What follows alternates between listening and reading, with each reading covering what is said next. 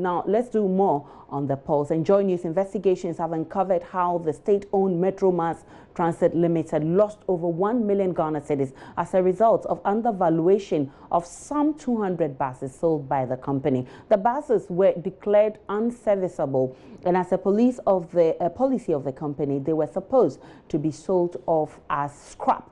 JoyNews, however, found out the valuation process was compromised, and this has cost the company more than 1 million cedis in revenue. Manasseh Azoria Winnie has spent months tracking the valuation and sale of the vehicles in our reports.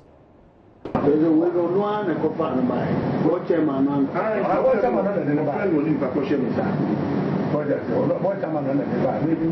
the office of the managing director of Metro Mass, an auctioneer who claims to have facilitated the sale of 18 unserviceable buses complains he has been shortchanged.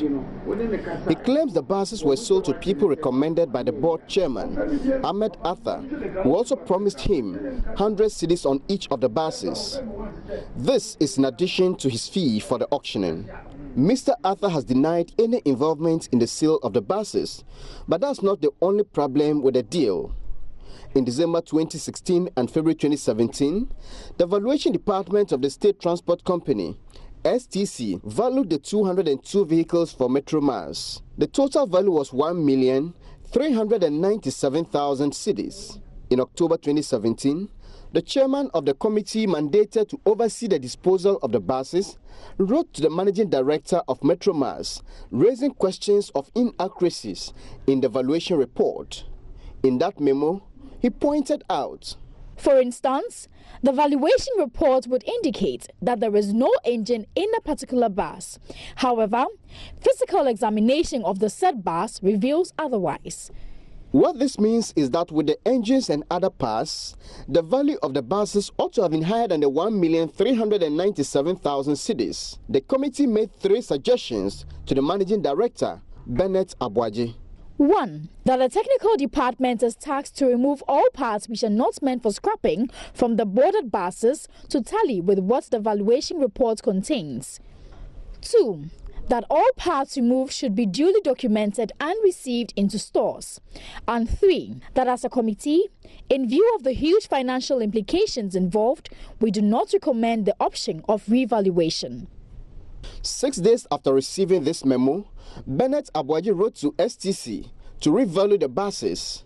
When JoyNews asked him why he called for the revaluation, he said the buses had no engines, but the valuation report said they had engines. When he produced the memo from his scraps committee, which falsified his claim, he said the revaluation was the best decision in the circumstances.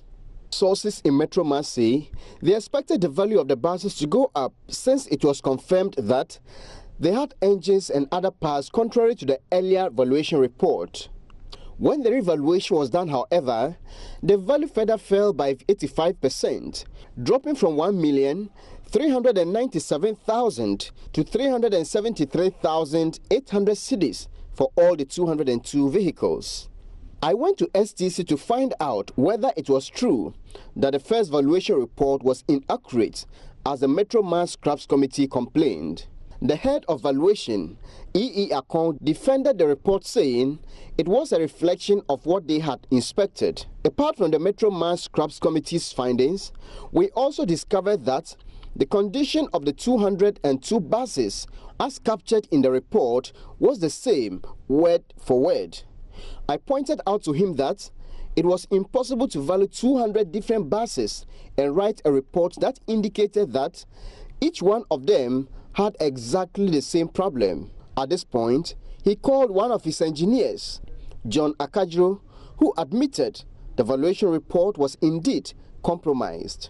They promised that they were going to scrap the buses, so I have to write it as they told me. So that's what I did. So if I understand your explanation, your valuation report was based on what the officials told you and not what you found on the buses? Yes. Is that how you work? If I bring a car for you to value for me, do you value the car based on what you see? You have the technical eyes to see what is on it and quote the price, or you value it based on what I tell you? No, it is not so. We evaluate according to the present condition of the vehicle. When I asked why the value of the buses reduced drastically after the second valuation, the STC evaluation team said time had elapsed.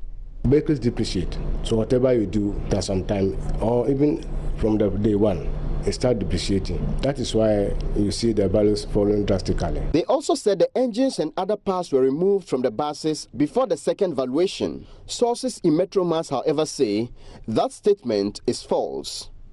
According to insiders, the buses were sold cheaply to persons linked to some management and board members, who then resold them at higher prices, and the margins were shared. The MD, Bennett Abuaji, and the board chairman, Ahmed Arthur, have denied any wrongdoing in the deal. But JoyNews has evidence that the valuation of the buses was compromised, and the company appears to have lost at least 1 million cedis in this transaction.